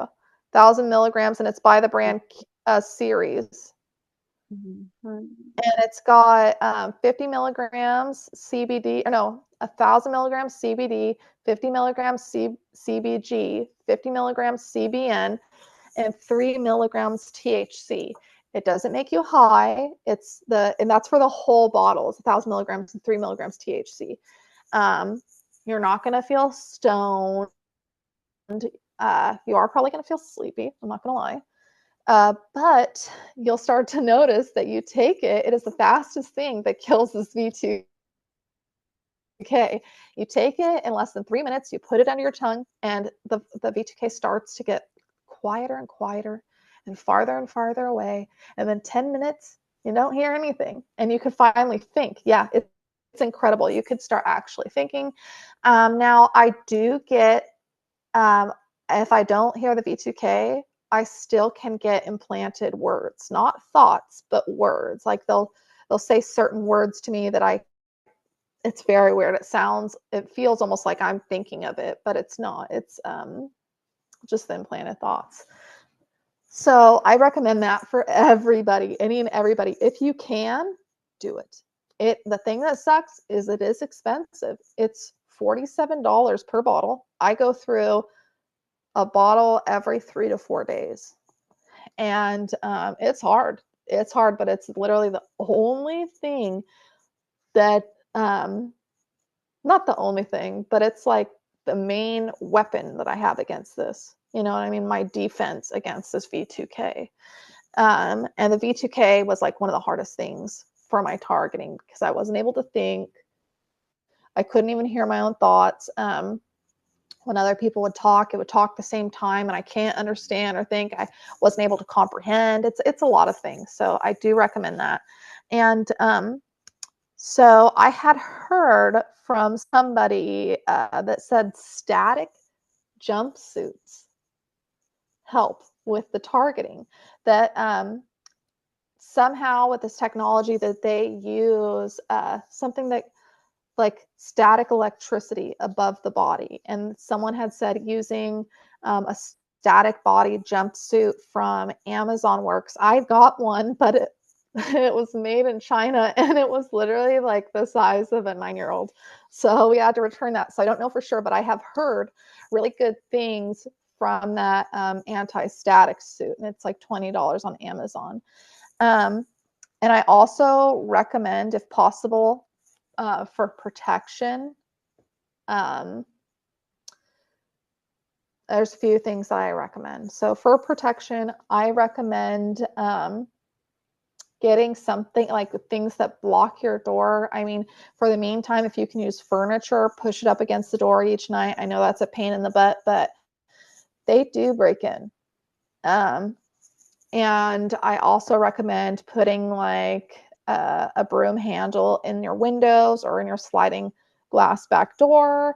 They're like door jams. They're like rods that you kick and it like locks the door so it can't open. But I have seen something on Amazon that's like, it's like steel rod. It's like these 2 steel hooks that go on the sides of the door. And then you just get this like giant piece of steel and just lay it on. So they are not coming in at all, like at all. Yeah, so there's that too. And if possible, if you believe that they are breaking in your home, if you think that you are being raped in your sleep, or if you think anything like that is being done, you probably should get a trail cam. I say trail cams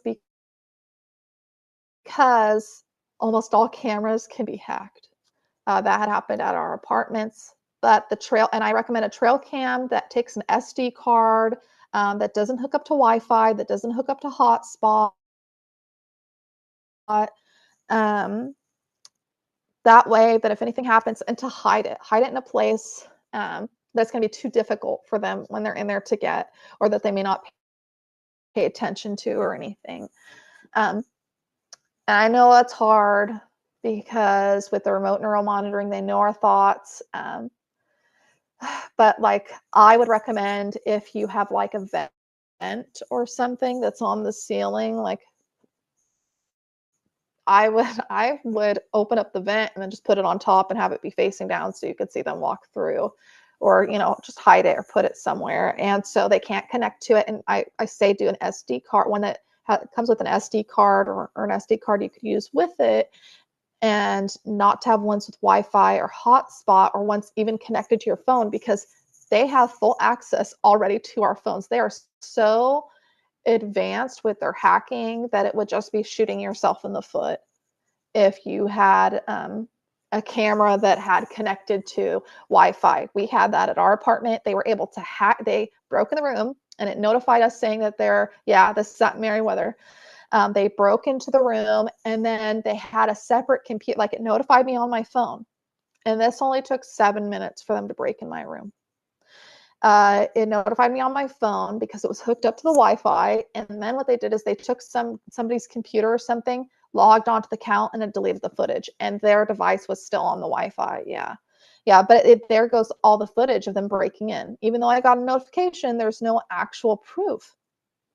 So that's why I say do not get one that can connect with the Wi-Fi. here's another one too. So I suggest that you manually lock your garage doors. There's this thing, it's called the Flipper RF, and it is a device that basically criminals use, or gang stalkers, these people use. And it's a device that picks up frequencies. So your credit card has a frequency on it. I have a friend who is also TI who, it's just so fucked up. They have followed her to the store when she is trying to get things, and they will stand near her so that her credit card won't go through. Yeah, like these people are that fucking crazy. And not only that, so there's people that what they will do is, and they can break into your car with a frequency. A lot of newer cars have a button that you push, and the key fob has like a frequency that it emits. All they have to do is come by your house, take the Flipper RF, capture the frequency. Same thing with your garage. The key to your garage, it emits a frequency that opens it up. Well, if you don't manually lock it, they get in your house that way, and that's a really common way that they get in the homes. And for instance, it's really, really messed up. Me and Alan just watched this video where this poor old woman goes in her house. This guy, it was like all on camera. This guy takes like a weird device. It wasn't a hacker off, but it was something like it that picks up the frequencies. And he was picking up the frequency of the old lady's car keys. And he literally just captures it because she just came inside the house and sets her keys down right by the front door. He walks by the front door, captures the frequencies, goes in her car and just steals it, and it's gone. So yeah, so there's a bunch of ways that they use this stuff to hack into with cars. Like, for instance, my grandma, she had like a Mercedes that has like a button that you push on it. It's not like an extremely new one, but it's like it's a newer one that's like computerized. And they were able to remotely, from capturing that frequency, and because she also has neighbors around her that participate in this, there's actually our neighbor, my grandma's neighbor behind her, works for the NSA and was ex-FBI. Yeah. And she harasses my grandma and Cody and Jesse all the time, like all the time. Another thing I recommend is eat healthy. I have heard, and I have noticed for myself, that when you eat a lot of sugar, when you eat a lot of processed food, you're getting even more heavy metals in you and mineral deficiencies. And it feeds the fungus and it feeds the parasites. So it just makes, you'll notice a huge difference in your targeting. Also, a lot of snacks have nanotech in them, not just heavy metals, but nanotech. Coca-Cola has nanotech in it. Yeah, nanotech particles. Yeah, it's crazy. There was a published article about it. Yeah, it's absolutely insane. And Coca-Cola owns a lot of other companies. I believe they own Tropicana or Simply Lemonade or Simply brand, like one of those. Let's see. Oh, this is another huge, huge, huge important thing. I recommend for every single person, whether they're a survivor of MKUltra or a target individual, write everything down. Everything down. Any evidence, keep it. Because in the future, I believe that this is going to end somehow, whether if it ends in my life or whatnot. Just keep evidence, journal every single day. Do anything and everything you can to keep evidence, because let's say if this does end and come out and we have to show up in court, they're going to be like, oh, well, where's the evidence? Do you have any proof on your pain or your suffering? I don't know if it will end. I hope it does.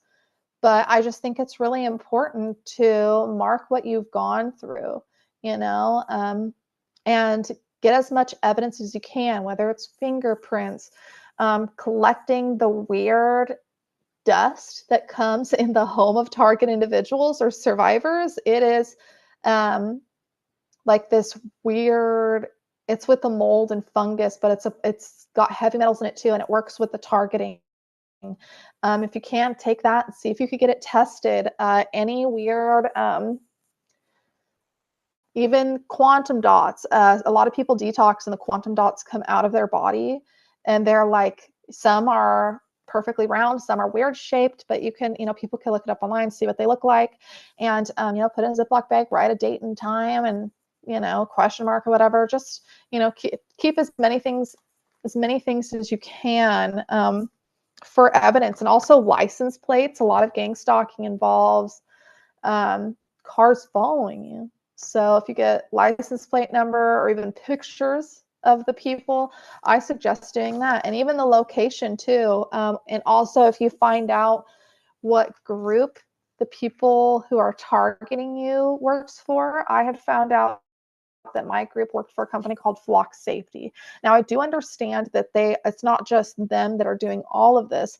They are just the aspect of the targeting for me. There are different groups like Citizens on Patrol, InfraGard, mine, Flock Safety or Safety Flock. I don't remember. I think it's Flock Safety. But yeah, a lot of times your perpetrators will just give you so much information because they're sloppy and they don't think they'll ever be caught. So, just keep capturing evidence. Oh yeah, this is another good thing too. So I have noticed with the dream manipulation, it is really hardcore, but a lot of the times it will involve sleep paralysis and holograms. So like you'll wake up from a dream and then you'll be paralyzed on the bed, like sleep paralysis. And then you will see holograms of people's silhouettes, or and it looks like people are around you, or they'll show you demons or whatever. Can't quite stop the dream manipulation that I have found of so far, but you can stop the sleep paralysis by laying on your side. Sleep paralysis and astral projection are more common when you are laying flat on your back. I don't know why. It's just, it's just something that I have noticed. And also, it is so, so important for you to create more neural pathways because, like I was saying earlier, they kill off a lot of those neural pathways, which then keeps you in not only a mindset, but it continues you to think and behave a certain way. And that's part of the brain entrainment. So I recommend to anyone and everyone creating new neural pathways. You can do that by reading, by puzzles, even video games, or drawing. There's a lot of things that can do that. I've even heard people microdosing with mushrooms. I don't really recommend that because that could go really bad fast, but I mean, that's just an option. Also, let's see. This is something that I do. I don't know if this is really going to be helpful for other targets, maybe some. I would notice that I would wake up panicked and it felt like my bed was vibrating. It literally felt like my bed was moving and vibrating, and I would have dreams of vibrating, and then I'd wake up and but my body was physically vibrating. It wasn't the bed, but they can hit the bed springs in your bed, the metal. If you have like bed springs or metal springs in your bed, they can hit that with, I don't even know what weapon it is, but it causes air and pressure to come down and to make it hit and do stuff. I'm not totally sure how it works, but I do know that it happens. So what I have done, because that was one of the most common ways that they were waking me up throughout the night, is I would wake up to my bed vibrating. So what we did is we had got a Tempur-Pedic mattress, our memory foam mattress.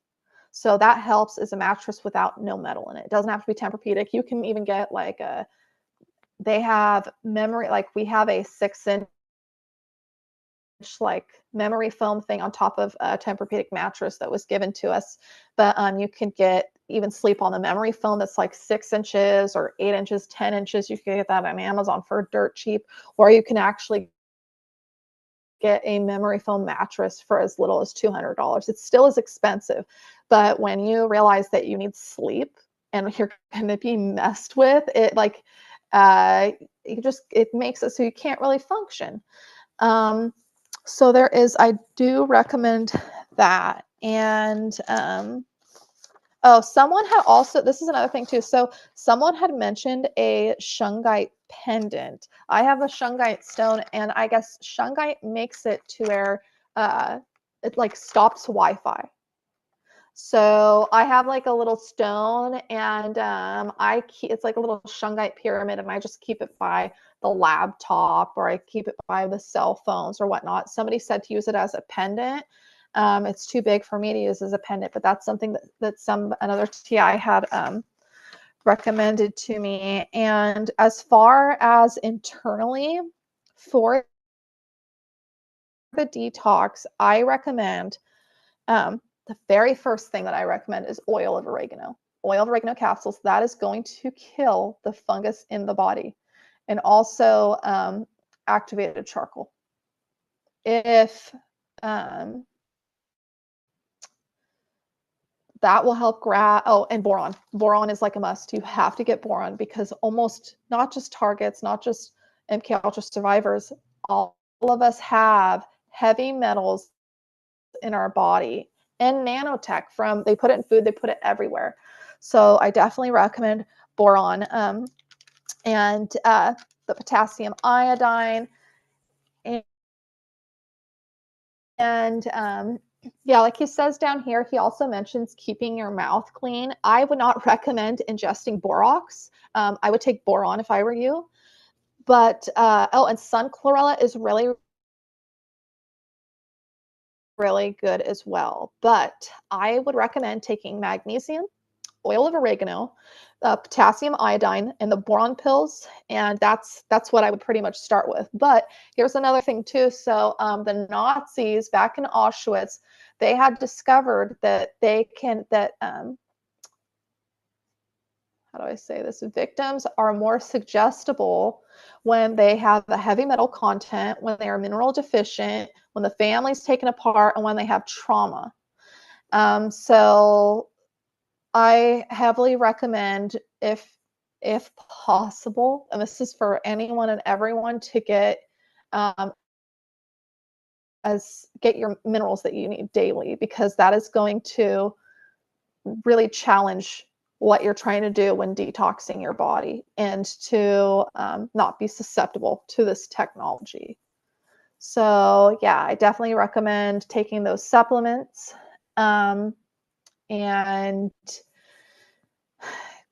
doing the detox on the outside of your body, shielding. And I'm going to state this once again. I really, really, really think that everyone should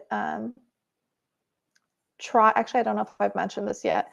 Everyone should try to find a hobby. When you're depressed, when you're going through a lot of this targeting, you just stop doing every and anything that you had enjoyed. I used to listen to music. I don't listen to music anymore. I used to feel music. It used to, it just was beautiful, and I felt it. And I don't feel it. I don't feel anything anymore. I don't feel that. I used to, just do things that I enjoyed. And a lot of the times the targeting or trauma or suffering or abuse will cause you not to do that, because you'll be depressed, and it trains, how do I say this? You just get in the habit of being depressed and not doing anything.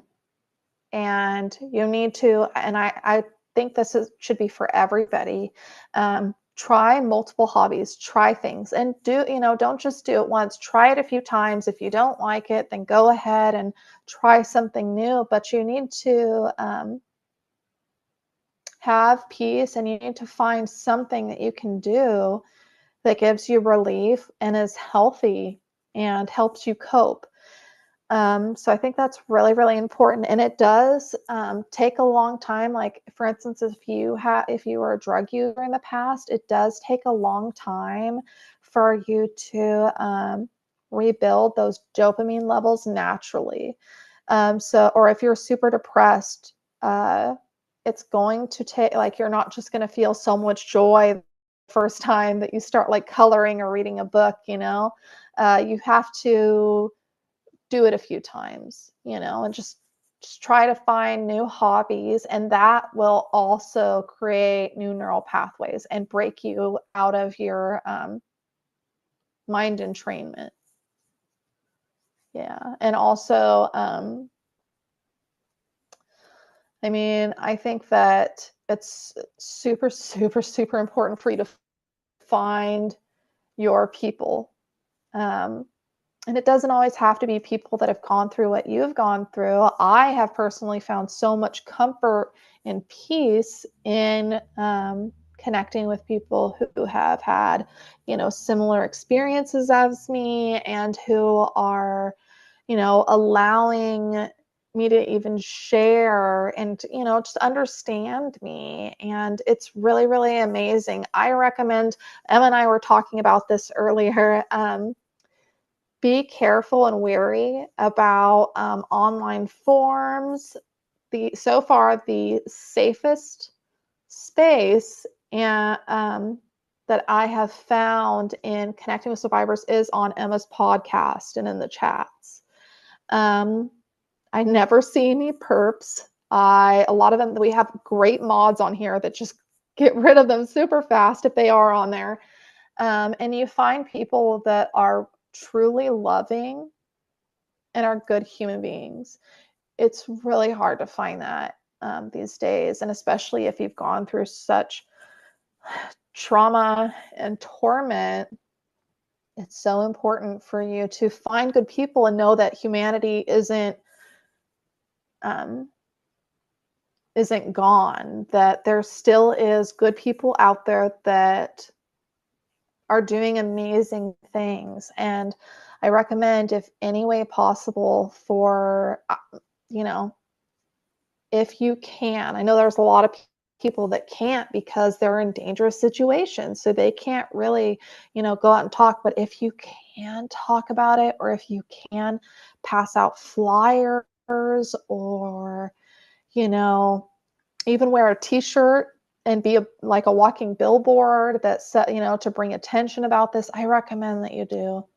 And even if you can't, you know, the ones that will speak out, you need to be speaking out for everybody, not just for yourself. I,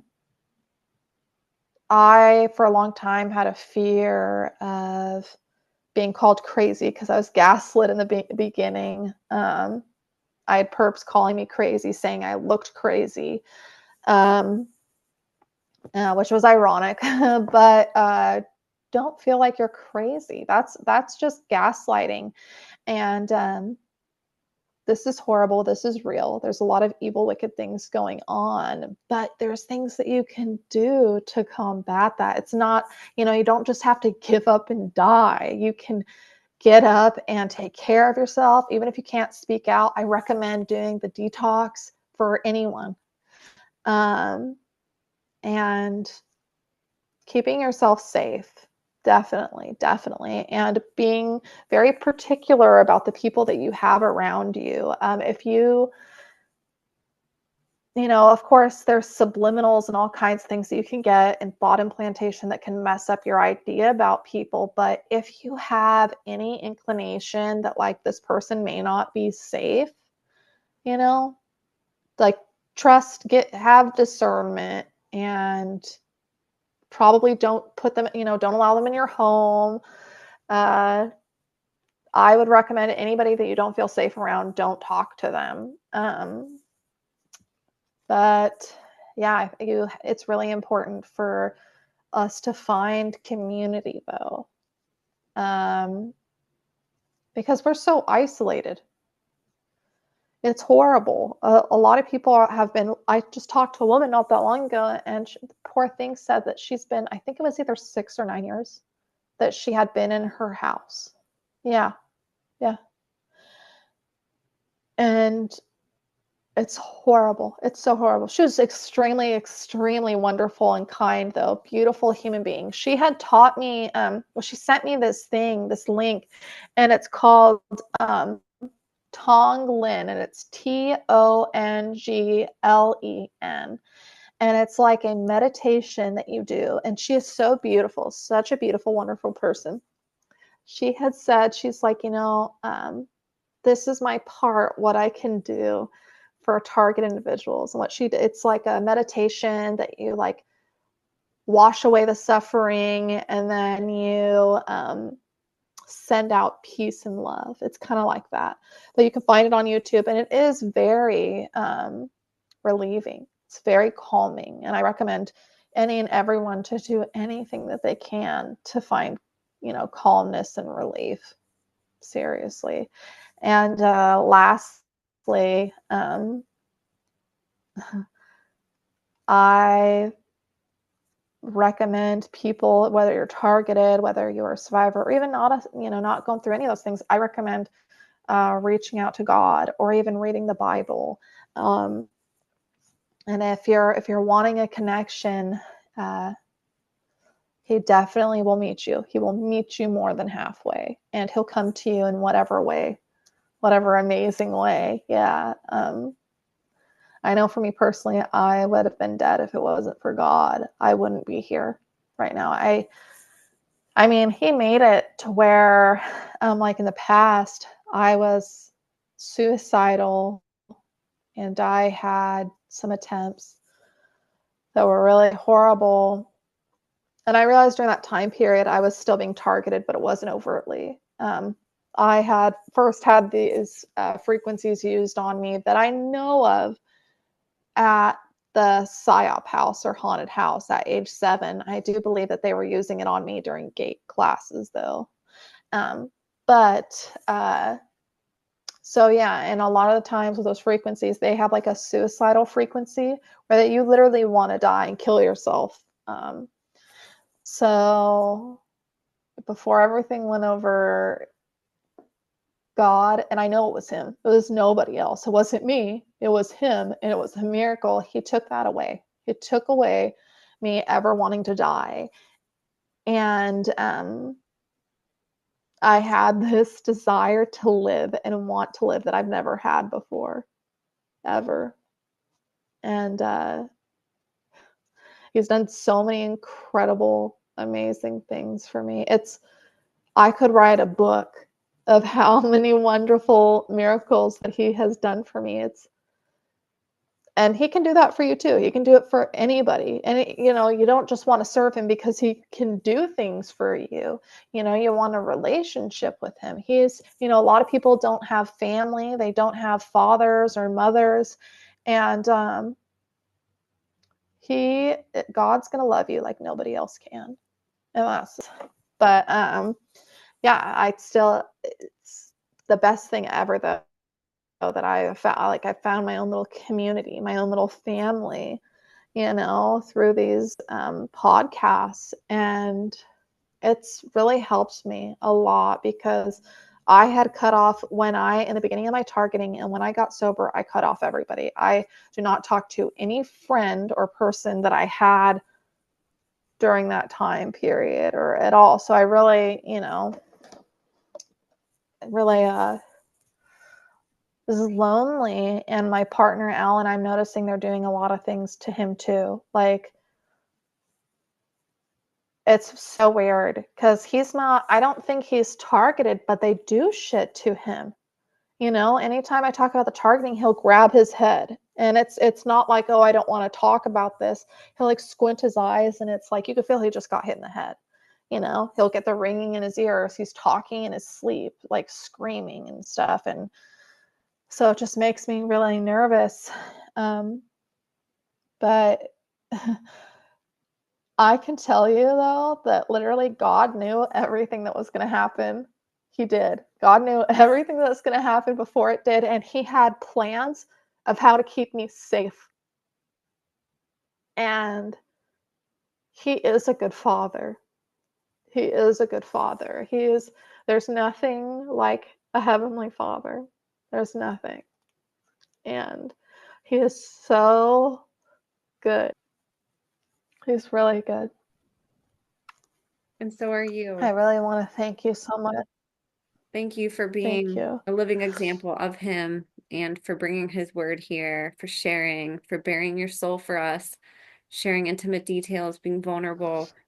You really do make people feel less alone. And I'm not surprised people have reached out to you and said that you impacted them in some way, shape, or form. And that's just the beginning. I know that you have a big mission ahead of you, Miss Haylee, and your voice is tearing down the Luciferian kingdom one word at a time. And this episode was just filled. It was Good. overflowing with incredible information. This is an episode you could easily listen to a few times, Yeah. and I should have mentioned at the beginning to take notes Yeah. because I think somebody that's listening could go back and take copious notes, you guys. If you didn't, go back and listen and, share this with people. There are a lot of people suffering and they can't speak out.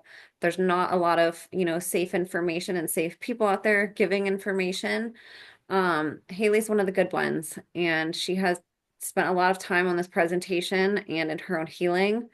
And it's a gift that we get to learn from her. And I know that this is going to help a lot of people, whether you're a survivor of, ritual abuse and mind control, or if you're a target. There's a lot of ways that all of these protocols can be good for all of you and all of you who haven't ever gone through anything like that. This is great holistic care that you can treat yourself to.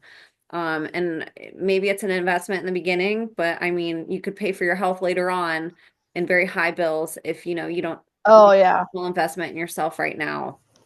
So thank you with all my heart, Haley, for spending these Without a episodes doubt. with us and all this time that you have given us for free, with all this incredible information that we can all learn from. I can't wait to have you on again. I know that there's probably even more that we can come on and talk about. So you're Yes. welcome on any time. I know everybody would love to see you again.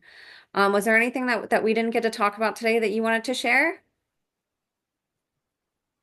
Nope. I just want to thank you so much, Emma. I love you, my sister in Christ, and I am so proud of you, and I'm so glad. I'm so glad, and I'm so proud for what you're doing. Seriously. Um,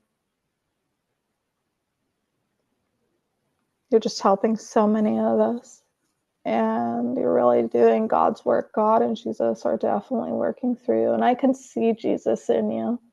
I can, and you reflect that. Your actions reflect that, and I'm so grateful for that. Seriously.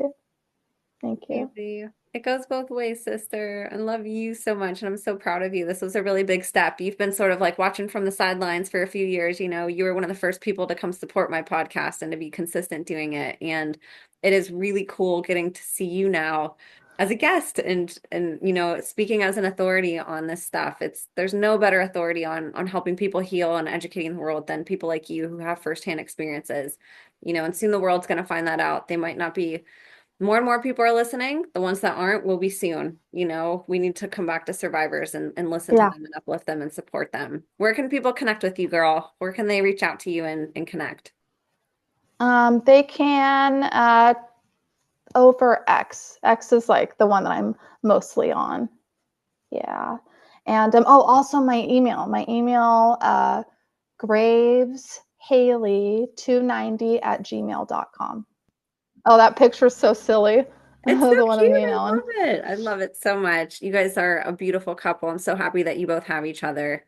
I encourage you guys to go connect with me Haley. too. It's so Thank generous you. of her to provide information for us to get a hold of her in an email. I'll have that in the show notes for you guys as well. She's on X, like she said. Her name is at Graves_Hay.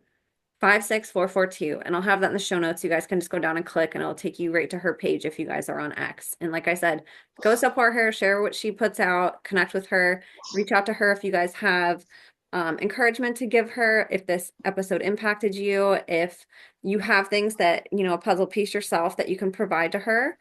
If you guys have questions, if you guys want a community, the best thing that we can do, like she said, is to find that community, to connect. You're not alone. And I think that's, the underlying message of this whole podcast is, there's a lot of people out there suffering. This stuff is rampant. You are far from alone on the other side of the screen, and there are people here willing to embrace you, to love you, to listen to you, to believe you, and to bring you in. You don't have to be alone anymore. Those days are over. We are now connecting. We are shouting at the top of our lungs. We are bringing awareness, and we are letting the world know how real all of this is so we can put an end to it and pioneers and champions like Haylee are leading the way. So you guys, thank you so much. We couldn't do this without you. God bless you, and we will see you next time.